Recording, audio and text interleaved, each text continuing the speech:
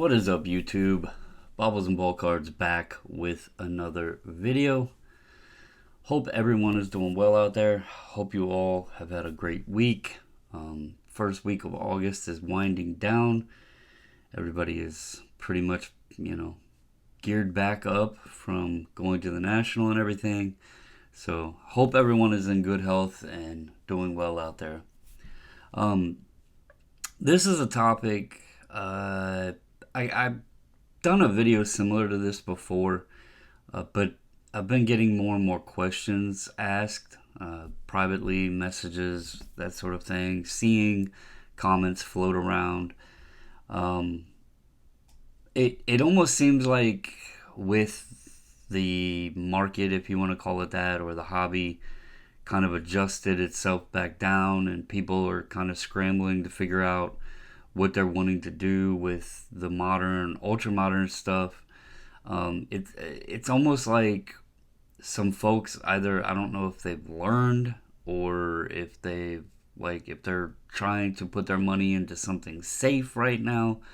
I don't know what has caused what's going on. I don't know, maybe if it's because the some of the big boy 52 Mantles have came out. But anyway, it almost seems like there's been this little uptick in interest in vintage. As you see on the screen here, I have Sports Card Investors channel up, and you can kind of go through here and just see, even with some of his stuff, here he's talking about the 9.5 Mantle. Here he has a Babe Ruth that I guess he purchased. This isn't necessarily vintage, but he bought the 84 Star Jordan. Here's another example where he's showing off some vintage cards. Here was another one, I believe in this video, he bought like a 51 Bowman Mantle. So you kind of see this little trend where, and these videos are getting 50,000, 60,000 views, and he's kind of like talking more about vintage. I know Neo picked up I believe he picked up a Jim Brown rookie recently. He's another one, and obviously he's from the Cleveland area, but he's another one that never really buys vintage cards. So there's been a lot more, I guess, sharing of vintage pickups. And as we all know, the hobby does go with trends. And the more eyes, the more views people are seeing that some of these content creators are buying vintage, the more people may tend to shift over and feel, oh, well, now vintage is cool. So the question always is, and you see it a lot even within some of these content creators, they still do not correlate the difference between vintage and modern, and especially ultra modern. You have to do your due diligence, and there's a few things you need to work out for yourself first, and that is obviously, what player do you want? What card do you want? And then, most importantly, what budget do you want? Now, in ultra modern, it's very easily, it's easy to decide, do I want a 10, or am I okay with a 9? In vintage, the best advice I can give people anytime I talk about vintage cards, or if they ask, what's better, this or this, or why is this one worth this much, etc. The best advice I can give folks is discount any weight that you put on a numerical grade. Just toss that out of the window. Unless you have a very big budget, toss the numerical grade out the window. If you are looking for cards to collect, and you want to get into vintage cards, and you have some players that you like, and you want to, or maybe you want to pick up some Hall of Fame rookies, etc., the thing that is most important is how much money you have that you can put into this. And that doesn't mean, okay, well, I have $10,000, I need to go buy this copy that's $10,000. But you need to know what you want to allocate into the cards you're picking up. And the reason for that is you can see a wide variance even within the same numerical grade. So what I always like to tell people, figure out how much you want to spend, go on, do your research, and see what, like, start at the top. And let's say you're like, okay, I want to buy this card, I have $500. You go on and you look up, look up the card, see what grade you can get for $500, all right? Don't automatically say, all right, I can buy a 4 for $500. What I would do then is say, all right, 4 is the range that I can go up to, but then I would look at other grades even below that to see, okay, what is the best copy available that I can get within my $500 budget. Sometimes you can find a copy that looks just as nice as maybe that 4 or better, but you could spend half the price. So, maybe you find a 2 at $250, but it has really, really strong eye appeal that you could be completely happy with. And then you save yourself $250 to put maybe into another card that you would like to have. Or up your budget if you, want to go for a card that's higher value, then you could take and transfer that $250 over to get one of the guys that you didn't think you would be able to get. Now, if you're doing this solely for investment purposes, there's always this little scale that people talk about, and that's called investment grade cards. And what that is, if you're buying a card from the 1950s, you want it in a 6. If you're buying a card from the 60s, you want it in a 7. If you're buying a card from the 70s, you want it in an 8. Those people are playing with bigger pockets, and they're also looking at things for solely investment purposes. Obviously, the higher grade you go, the harder it's going to be, the more expensive it's going to be. Looking right now, just with this 9.5 Mantle up, that card in a 52 tops, and it's sitting at nearly $6 million right now before buyer's premium. However, you can buy a 52 tops that looks relatively decent in a lower grade for $30,000 to $40,000. So that's kind of where the spectrum is here, and why vintage is so tricky, and people get confused sometimes. Okay, well, should I buy a 3? Should I get a 5? Should I go for a 7? The higher grade you go, unless again you have deep pockets, you're just spending more money for that number on the slab. And I'm going to share some examples of cards that I own and I took some to the show with me to share with the folks in the house, just like my philosophy and some of the stuff I pick up. I let them see them in person, and just kind of shared what the cards actually look like, because that's what's important to me. I like nice copies, but I don't have an endless bank account that can pick up some of these higher value cards. So I'm going to go back over here to the other camera, if I can get my mouse to work right.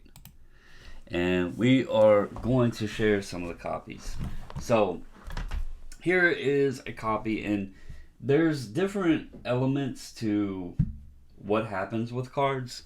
This would be a card that was held in an album. You can tell because of the way the corners had paper loss removed, and this, you could definitely tell this card was in an album. The colors of it though are just absolutely beautiful. So there's nothing that was damaged that takes away from the actual image or anything on the back. Okay, so here is a copy of a 53 tops Mickey Mantle. Obviously not the 52, but still a pretty valuable card. Gets pretty expensive, especially the more higher you go up in grade. And this was a copy that was affordable simply because some of the corners had some paper loss. But overall, when you look at the color of the card, it's just, it can't be beat. The reason why the color was contained so well is because it was in an album. So it wasn't exposed to a lot of light, and it was protected. Another album card I have is this one here, Hank Aaron. Again, nice example. Color, the orange is bright, bold, beautiful. It made it affordable because the two bottom corners obviously had to be removed to get it out of the album. No creases or anything to the card. Again, you can see everything that is important on the back. You can read the back, etc. So again, another copy that was made affordable simply because of these two little corners right here. Otherwise, a very beautiful copy of the card. Here, this is another common thing. A lot of people don't like these, but the borders, it was a very common thing for people to cut borders off of the cards back in the day, just maybe to fit them in, whatever protective item that they had. Obviously, they didn't have sleeves and top loaders back then, but this is the 51 Willie Mays. Borders are optional, but I'm hoping the camera picks this up really well, but you cannot find a better image on a 51 Bowman Willie Mays. Now, sure, it doesn't have the white borders on it, but overall, the card itself is just amazing. It's so clean, it's so crisp, and the colors are just beautiful, and it made the card affordable. I always like to joke, A means affordable. You can find some great cards in that A grade. Another example here, Jackie Robinson, 49 Bowman, Jackie Robinson rookie. Again, the borders were cut off, but the entire photo is there. You're just missing the borders. Again, the back, clean, everything is there that needs to be there. You can read it all. Again, another affordable copy. Let's see, my Babe Ruth. I would have never have been able to obtain this card in even a low to mid grade. This card gets up into the five figures very quickly. All it's missing is the little bottom, gouty little red piece here, and it has a little hole in it. But overall, the card is a beautiful copy of the Babe Ruth. The back, same thing. You can read it, clean back. And the A made it affordable. So it's all about what you're going for. Are you looking for cards that you really would like to own, to collect? Do you want to just own the card? Do you want to have bragging rights saying that you own, a 5 or a 6 or whatever? And there's nothing against anyone that has the money to do that. It's just most people don't have tons and tons of money to go out and buy higher grade copies of stuff. So there's other ways to enjoy these iconic cards. Here's an example. In a 1, I bought this raw Roberto Clemente. Very nice, coloring on it. Crisp card. The corners have a little bit of rounding to it. This card's tough to get centered, but it's in a 1 because of this tiny little spot right here where it had some paper loss. So I knew when I bought the card that it wasn't going to grade high, but I got it at a affordable price. This displays beautiful. The card is great looking copy. Here's my 53 Jackie Robinson. It's in a 3. I bought this before the boom happened. Now you can see this actually has like a little crease down here in the bottom. That bottom's got a little bit of wear there, but it got a 3, and I picked this up early on, so this card was affordable. Now you look at this one as a 3, and then this Reggie, which is a very nice copy, centered, doesn't have, has a little soft corner right there, but overall nice copy of the Reggie, and it got a 3.5. So one could argue, well, why is the Jackie a 3 and the Reggie's a 3.5? Here is Red Grange. This is in a 1. Obviously, it has that little hole in it and then the stamping on it, but overall, that just adds character to the card. This is a very, very clean, bright, crisp colors on a card that you do not see often. You can again read the back. Just hunting down these bargains. Cards of nice copies. Here's my Jim Brown. It has a little pinhole right there, so we got a 1, but otherwise a very nice copy of the Jim Brown. Again, made it affordable. This is the Lou Gehrig I picked up. Matches my Babe Ruth. Now, look at this. The colors are just amazing on this card. There's no creases, no nothing. The back, completely clean. And I got this way cheaper than... I'll tell you this. I got this cheaper than probably half price of any Lou Gehrig that's listed on eBay right now. I'll tell you that much. I got it at a very affordable price. Otherwise, I would not be able to own this card because of the way I shop and look for copies that are nice, that I like, of a card that I want, and a price range that I can afford. It's allowed me to get so many of these cards. Now, here's the Larry Dolby, another card that is very tough. You just do not see these. It is a 2-5 because of the centering, but otherwise, very clean card. You do not see these very often. So, that's just some of them I wanted to share with you guys.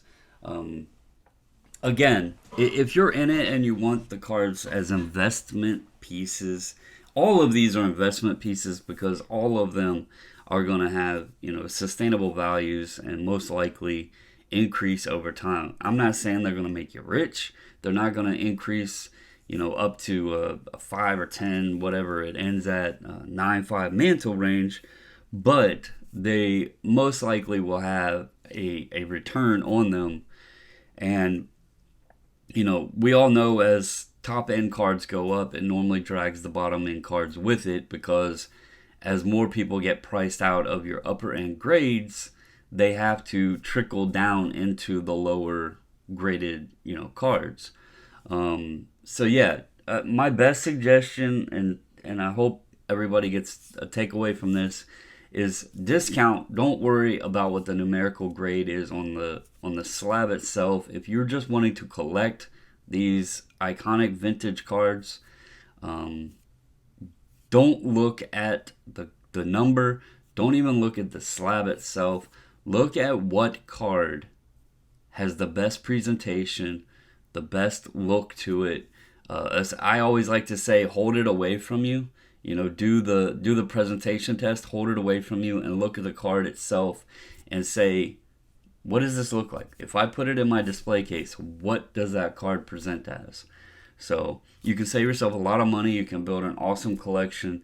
I just thought this might help some folks because there has been a lot more questions than usual recently. I've noticed some of the bigger channels have been buying vintage, which may flow down into people. We know how people follow the trends. So if you have any questions, feel free to reach out. Just wanted to share this. Hope you guys enjoy it. Give it a thumbs up. Subscribe if you haven't. Comment down below. But as always, folks, stay safe, stay healthy, and until the next video, I'm out.